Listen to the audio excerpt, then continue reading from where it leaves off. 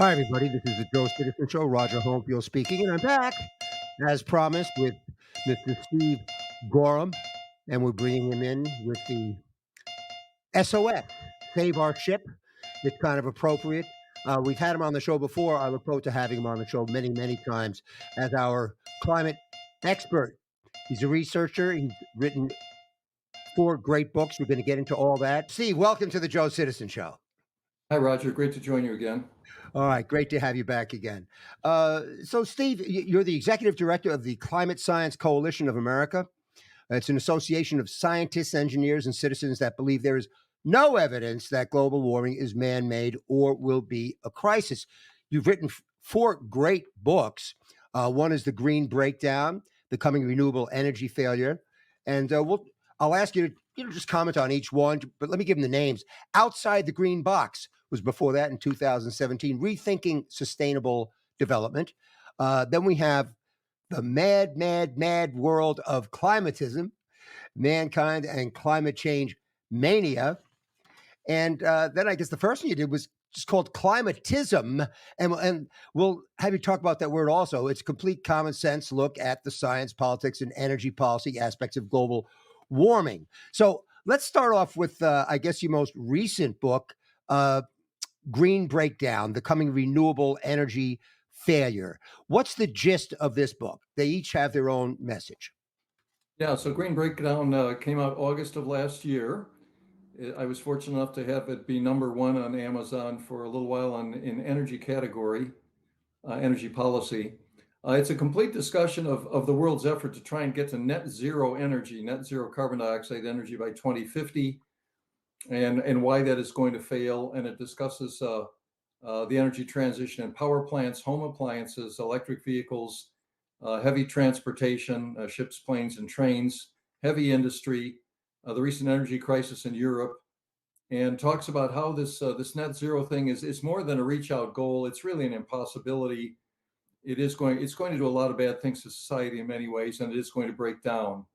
You mentioned my article about energy costs skyrocketing in California. That is part of it. We see some other things going on. We've seen the EVs hit a speed bump last year. EV sales are down in California for the first quarter ever, in Germany for the first time ever. We see offshore wind systems, the companies pulling out. About half of them have pulled out on the East Coast because the costs are too high. The German government bailed out Siemens to $210 billion, Siemens Wind. They recently had an auction in England, and they had no bidders on for on-land wind. We see the financial firms have pulled back a little bit too. BlackRock, Vanguard, and others have said, well, we're not going to push ESG anymore. They're getting a lot of pressure from states. That's environmental, social, and governance, which was primarily aimed at coal, oil, natural gas. The E in ESG was the big figure. And we see stock problems for renewables. Many of the charging companies are doing very poorly. The Renix index, for example, RENIXX, which your viewers can look up. It's a index of the top 30, roughly 30 renewable energy companies in the world. That's been down 3 years in a row now. It's down more than 50% in total in the last 3 years. So there are a lot of indications that we're seeing early signs of the green breakdown, although I think this is going to take us several decades for people to get back to low-cost, reliable sources of energy.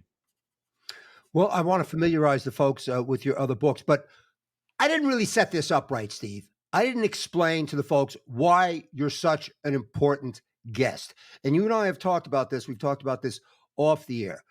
We know that in America, we're facing crisis from all directions, it seems, and it seems that the big puppet master, I'm speaking for myself, not necessarily Steve now, but it seems that the puppet master is the World Economic Forum, and the vehicle for everything that's going on, all these edicts as far as changing our whole culture and everything, it's about global warming. It's really, that has been the premise to embark upon all sorts of things.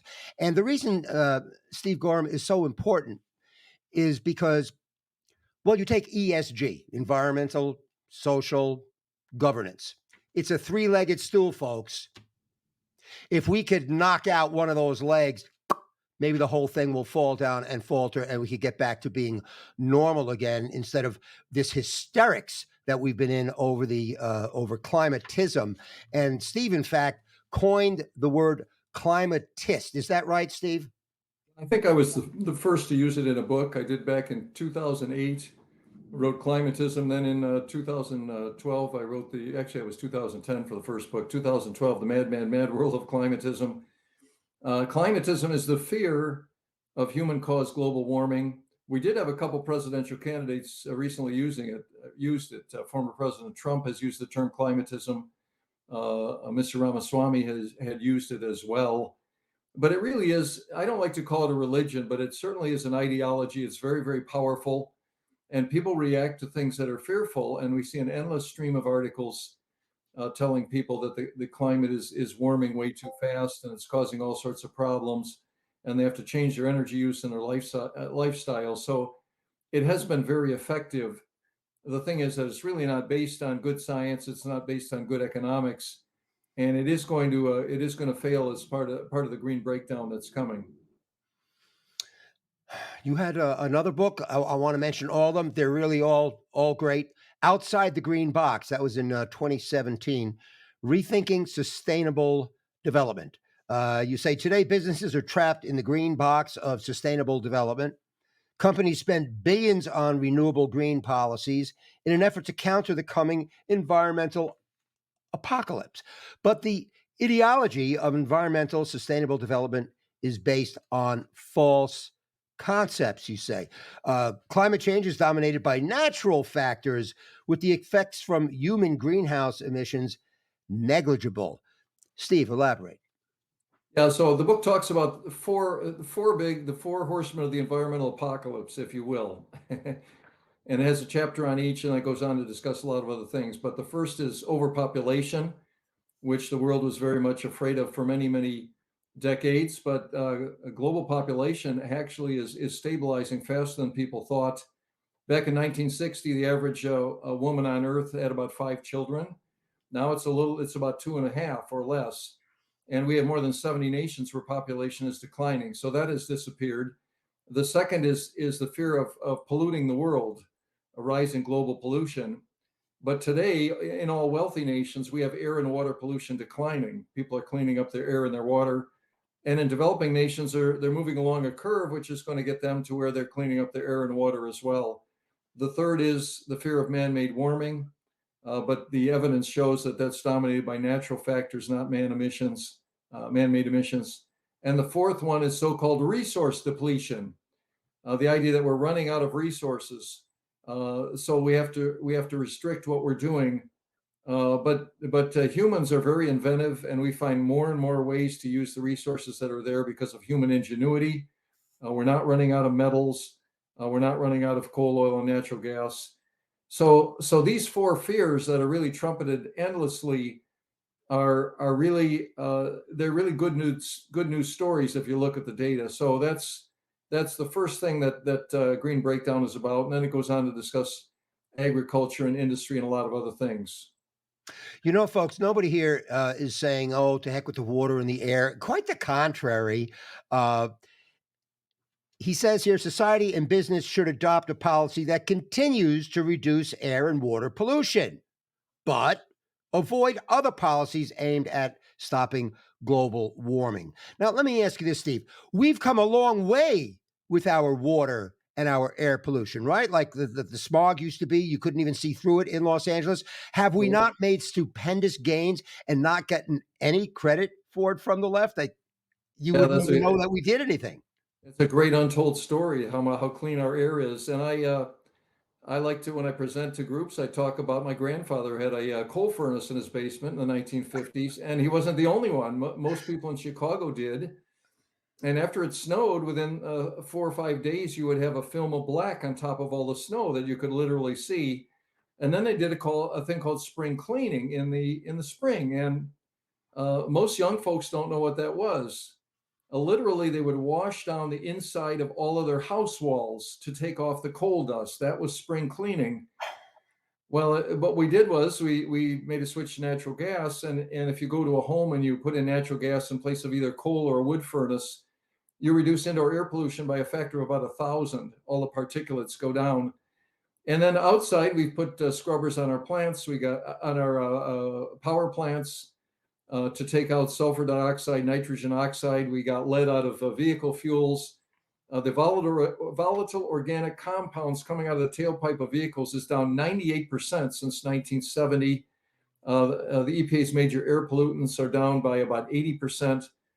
So it's really a really good news story. We still have some major pollution issues to work on. One of those is about 80% of the world's wastewater still is discharged in rivers, lakes, and streams. What do I want to say? Untreated. And if you remember, about 7 years, but this isn't in the U.S. and Europe. It's mostly in developing nations. About 7 years ago, when they had the Olympics in Brazil, the swimmers didn't want to swim in the water down there. Brazil's just building their first water treatment plants. That's a big problem to solve. The second one, often overstated, but plastics in the ocean is a problem. It's estimated we have about 100 million tons of plastic in the oceans in small particles. We're adding about 10 million tons a year. Again, most of this is coming from developing nations in Asia. Banning straws in Kansas City isn't going to really do much. But these are problems that we need biodegradable plastics. These are problems that need to be solved. But instead, the world is spending $1 trillion a year on renewable energy to try and reduce carbon dioxide emissions. That's where we've gone off base. That is really, really very foolish policy. Steve, the second book that you wrote in 2012, The Mad, Mad, Mad World of Climatism. But before you answer, where can the folks get the books? What's the best? So they can go to my website and get all four, Steve Goreham, GOREHAM.com. They can get the last three on Amazon. I think they're used copies on Amazon of the first one as well. And then there are ebooks as well on each of the last three books. The last three books, The Mad, Mad, Mad World, Outside the Green Box, and Green Breakdown, are all color paperbacks, and they're just great reading. What I've done is I put in like 150 sidebars in each of them that talk about all the crazy things that are going on with energy and climate around the world. I mean, we have stuff like Miami newspaper published an article a few years back saying that people cheat more on their spouses because of global warming. So you now have an excuse. Sue, global warming made me do it, And then there's the cosmetic surgeon in California who is taking tissue from his patients and creating his own vehicle fuel with it. He actually was prosecuted for that, but I guess that's illegal. But so the books are filled with all these real headlines about how crazy the world has been, this mad, mad, mad world of net zero energy and of climatism. And so it makes for a fun read. But they also provide 800 or 900 notes and all the science and all the data about what's going on. Yeah, it says here that The Mad, Mad, Mad, Mad World of Climatism is the first book on climate change that is fun to read. It says he uses figures, cartoons, whimsical sidebars, and says you describe our crazy world, which is far down the primrose path of global warming fantasy. And, it's just amazing because this is changing the whole world. I mean, it changes they want to literally transfer all the wealth out of this. It's all about this climate change. And it goes on to say here that contrary to popular consensus, global warming is natural and cars are innocent. Steve shows that the ice cap melting, stronger storms, and polar bear extinction and many other climate fears are simply unfounded. Steve, reassure us more. Yeah, they are. Well, the world kind of jumped to a conclusion on this about 1988. Dr. James Hansen came at the behest of Al Gore and a few other senators, testified in front of Congress. He was 99% sure the Earth was warming, people were causing it. Then the United Nations, who wanted to be environmental leader, set up the Intergovernmental Panel on Climate Change 1 year later, and they found immediately that humans were causing dangerous global warming. And then about 3 years later, we had the Rio de Janeiro Earth Summit, when 40 nations and the European Union signed up to say they would reduce emissions. And they've been arguing for the last 35 years or so about when and how much to reduce emissions. But lo and behold, we're not seeing warming that the models are predicting. We're in a gentle warming, it's lower. The polar bears are doing fine. The oceans are rising 7 or 8 inches per century, not the feet per century that people were predicting. Hmm. Could And you we're repeat not that, seeing. Steve? Repeat that about the fear mongering that happened and what in reality ended up happening. Well, people were really afraid, and I think they believed all of this, but we're not seeing the results that people are saying. And we're not seeing more storms, more hurricanes. We're not seeing more tornadoes. We're not seeing stronger storms. Uh, we're not even forest fires is another thing that's become a recent big push. But if you look globally at data from NASA, the amount they look down with satellites and they measure the burned area every year. The burned area globally has been declining for 20 years now. So the actual data shows that things are not abnormal, not beyond normal cycles of the Earth, despite what you hear in the press every day. Could you just take us back to that sea level thing as far as what we were Yeah, told would be and then what it ended up right. being? What was the difference there? So Dr. Hansen, Dr. James Hansen of NASA, and former Vice President Al Gore predicted a 20-foot sea level rise by the year 2100. And if with a 20-foot rise, we'd flood most of the world's coastal cities. We'd flood about a fifth of Florida. In my books, I have a simulation of Florida there that shows a red area that all be flooded. But the tide gauges don't show that. They show we're rising about 7 or 8 inches per century. And we just have to adapt to that. There's another thing that I talk about. You can, I don't know if it's still up there, but you could go to a site on NASA, National Aeronautic and Space Administration, and find that oceans have risen for the last 20,000 years. Mhm. NASA estimates they've risen 120 meters, 390 feet in the last 20,000 years. And so this rise is natural. No scientist can tell you when natural rise stopped and man-made rise began. The only rational policy is to adapt to sea level rise, not to think if we all drive electric cars, we're going to stop sea level rise. I mean, that is a fantasy.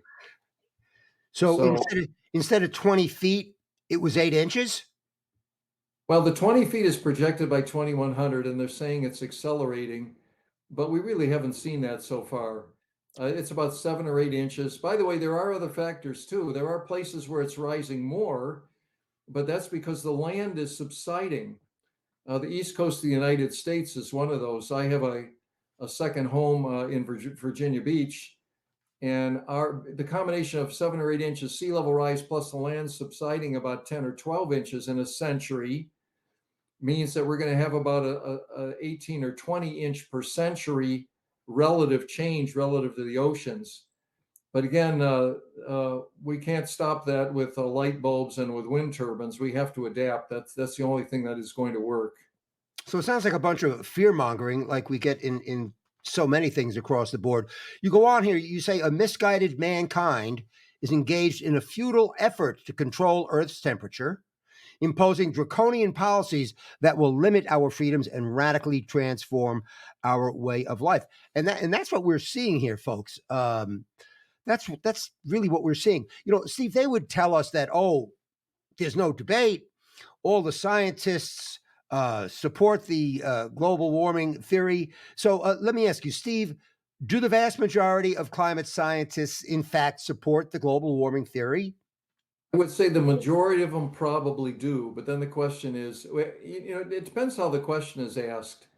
And there have been a lot of media saying that 97% of scientists do this. Well, that isn't correct. If you look at how the questions are asked, they say they'll say something like, "Do you think the climate changes?" Okay, 97% scientists do. I've never met an intelligent person who doesn't think that the climate changes. The real question is what is causing it? Is it natural or is it man-made? And overwhelmingly, the data shows that it's natural. So we have all these surveys, but there are certain groups that know things like the geologists who look at history, and they know that it's been naturally warmer many, many times over the last 10,000 years than it is today when we didn't have power plants and we didn't have sport utility vehicles.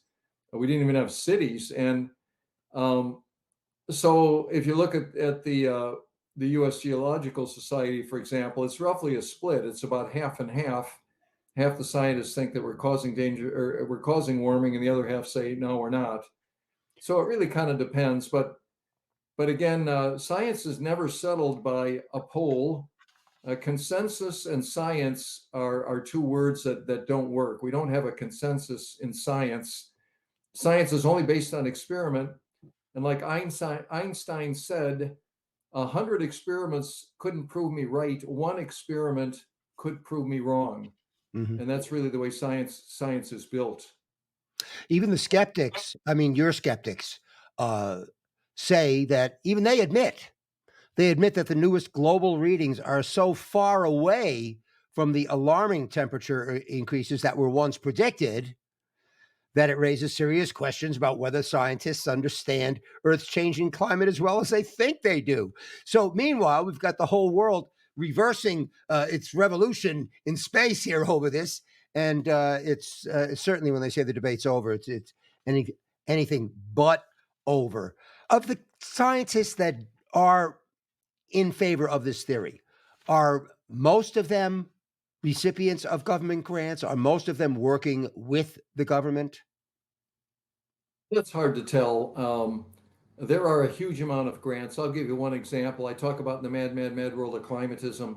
A computer modeler basically said to set up a climate modeling team that tries to predict global temperatures costs, you need to use a supercomputer. It costs about $50 million to set up and $20 million a year to run. Now we literally have 25 or 30 of those climate teams around the world. So we're talking of billions of dollars each year that is going into this. And if one of those teams goes, well, I think the climate is natural, that we're not causing it, it's very likely their funding will be cut off. You look at people going into universities. That's There's such a bias in universities that if you want to get tenure and you're in a scientific field, you don't want to come out against the theory of man-made warming. We've had many examples of scientists that have had problems. There's a guy by the name, I believe it's Bailey. I wrote about him in Climatism, my first book. I can't remember if I'm getting his name right. It does start with a B. He was a scientist in England, a biologist. He was on 400 BBC television shows. He was the head of 3 different environmental groups. And about 1994, he came out and said he didn't think we know what was causing global warming, and he thought wind turbines were foolish. Well, he was blackballed. He never got on another BBC show, and he was forced to resign from his 3 environmental groups. That is the power that is going on, and so you have to be very careful to challenge the theory of man-made warming if you want to stick with your university or with your company. so even if they're not getting grants, the point is they can't speak out against it. There's another guy that either last spring or the spring before, a guy by the name of Kirk Stewart, who was at a big global banking firm. He was a 3 level down guy from the chairman, which means he was probably making 500,000 a year. He came to New York City and he did a 15-minute presentation, and he said he thought all the emphasis on climate change was foolish, wasn't really affecting his policies. He said the world's going to grow a huge amount by the year 2100, and the climate effects are very small. They basically told him you don't have a future anymore. He was forced to leave the company. So it it really is very one-sided, and that's what many people are facing, and that's one of the reasons we don't have more skeptics out there in the press challenging this stuff. You know, Steve, during COVID, some of the most brilliant minds in medicine, such as chief epidemiologist at Yale University, Dr. Harvey Risch, they were smeared and censored, much like we're talking about now. So you don't have to be a government recipient of a grant. You still have to stay in line because if you speak out of their narrative, they can hurt you in a big way. Now, it's finally been accepted that ivermectin and hydroxychloroquine actually works. Similarly, do you think that the truth of climate change being a hoax will ever be allowed to come out? I think it's going to eventually. We could go into a couple decades of cooling very easily. Nobody really knows what the Earth's temperatures are going to do. There are some scientists predicting that because the activity of solar flares and sunspots on the sun is down very low, and usually that's associated. I talk about that in my first 2 books, Climatism and the Mad World of Climatism. that is usually associated with effects on Earth's temperature. And so we may go into cooling, and you know, the whole theory may fall apart. But uh, you know, it just, there's a lot of pressure on folks to toe the line. And that's why the pressure's got to be on us, folks, to speak out and speak up. Uh, Steve, I know you got to go, but let me squeeze in one more thing. One of your other articles here, the next big climate scare, and that Right. sounds about right, right? The next big climate scare, counting climate change deaths. Let Yeah. me just this is really unbelievable. The next big scare is on the way, and I'm actually paraphrasing you. I shouldn't do that, but they now propose that we begin counting deaths from climate change.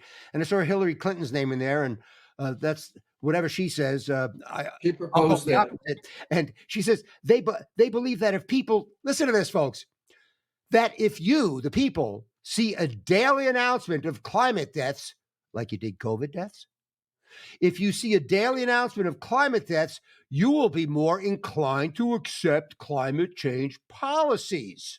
Yeah, that was So, a powerful thing in COVID-19. We had every yes, day you could look online, you see the deaths in your state and in your country, and then that was a big support for generating all kinds of policies. Well, that's what Mrs. Clinton says she wants to do now. She wants to start counting climate change deaths. The problem with that is, and by the way, there was a paper that was published about a month ago in Nature Medicine by a guy by the name of Colin Carlson and his team. And he basically said that we have had 4 million deaths in the last 2 decades from climate. But you start looking at these deaths, and he said, well, diarrheal disease in poor nations is a climate death, malarial deaths. He even said heart attacks should be counted as climate deaths. And so you start counting heart attacks as climate deaths, you can count anything as a climate death. So I think they're going to try and push this.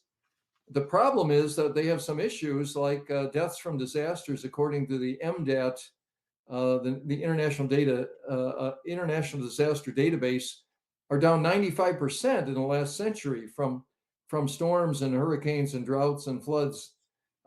Famine is down by about the same amount, and warm temperatures are better for people. So if you have a little bit of warming, there are dozens of peer-reviewed papers that say we'll have lower deaths and lower levels of disease. So they're going to try this, but I think it's going to be a pretty tough pull. well, just what we were just saying here, Steve, do you think our government would be any more accurate with their figures than they were regarding COVID deaths when they would attribute a motorcycle accident to COVID? It sounds like a parallel here. Yeah, it's kind of funny. The prevailing point of view must be supported on many of these programs. You know, I've gotten so I don't trust the government. If I read something, I've got to go research it before I can agree with it. I mean, even if it's out of my field, I don't have any idea. But I've gotten kind of skeptical about it. It's very unfortunate. And one of these things, climate is a big part of that. There's just a lot of foolish stuff that they're saying, like warm climates are dangerous, and then we have everybody retiring to Florida, Texas, and Arizona. Aren't they foolish? Don't they know warm climates are dangerous? It's just another example. Steve, I'd love to have you back very often to check in. We could check in on the progress of things. Before you go, tell the folks one more time where they can get the books and anything else you want to throw in there. Sure, there's 4 good books there on climate and energy, public policy, sustainability. They can get them from my website, Steve Goreham, GOREHAM.com. I'll send them a signed copy. There's also ebooks available, and the last 3 are on Amazon. So educate yourself and then go out and challenge your political leaders. Steve, you've been great. I hope we have you back very soon because nothing could really be as important as this because it is the third leg of that three-legged stool, ESG, environmental social governance. Steve, do you think that there's a shot if you keep pounding the issue and your graphs and your information and you get some more folks and this and that, do we have a chance at fending this off because it really is amazingly destructive? I'm committed to playing my small part, but we are going to have a green breakdown. A wind and solar can't do it. People can't switch their homes to electric appliances without huge expense. There are just many, many reasons this is going, and people are going to push back and they're going to say, hey, enough, let's go back to reasonable and affordable and reliable energy. Steve, thanks so much for being back with us. I hope you'll be back with us frequently, and just keep doing what you're doing. You're doing about everything you can about this. Keep those articles coming out, and we will keep telling the folks about it. So until the next time, thanks once again for being on the Joe Citizen Show. Thank you, Roger. Well, we got quite a guy there. He's a brilliant man, and we really need to listen to what he's saying and read what he's writing. It's all there. It's funny. When we have all these scares, whether it's this or anything that they say, oh, that's a theory, a conspiracy theory. It's funny how the conspiracy theories just end up showing they're not so conspiratorial. This just has the smackings of another scam. It has the smackings of another scam. We've been subject to so many scams. In fact, yesterday I was talking about scams that we had on Tim Rivers of the J6ers. And incredibly, I forgot to mention January 6th as a scam. I absolutely believe that was a total scam, especially after hearing Mr. Tim Rivers. But Steve Goreham is an expert on this stuff. It's enjoyable. It's fun reads. It's entertaining. So check that out. And we do look forward to having him back very soon. I want to thank you all for being on the Joe Citizen Show, for being back here with us. We've got a lot of problems, but if we talk about them, we can take care of things. But we just have to see where we're at, pick up our boots, and get going. Folks, no parent ever wants to see his or her child die. And no patriot ever wants to live to see America die. We can never, ever, ever let that happen. We can't be bamboozled. Folks, this is the Joe Citizen Show. I'm Roger Homefield, and thank you very much for being with us.